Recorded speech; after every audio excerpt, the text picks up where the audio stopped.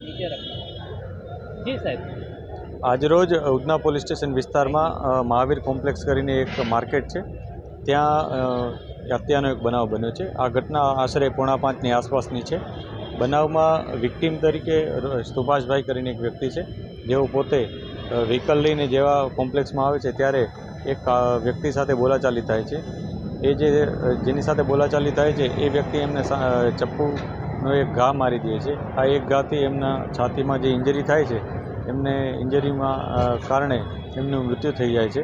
આ ઘટનામાં પોલીસે જે આરોપી છે એનું નામ નીરજ ગંગારામભાઈ કરીને છે, એ આરોપીની પોલીસે અટકાયત કરી લીધેલ છે અને જે આગળની કાયદેસરની કાર્યવાહીઓ એ શરૂ કરી દીધેલ છે। કયા કારણસર કઈ કારણોસર અત્યારે જે પ્રાથમિક દ્રષ્ટિએ જે વિગતો મળી છે એમાં જે વિક્ટીમ છે એ વ્હીકલ લઈને જેવા અંદર આવે છે એ દરમિયાન એમને આરોપી સાથે વ્હીકલ બાબતે બોલાચાલી થઈ હોય એવું પ્રકારનું જણાય છે, જે બાબતે પોલીસે વધુ તપાસ હાથ ધરી છે।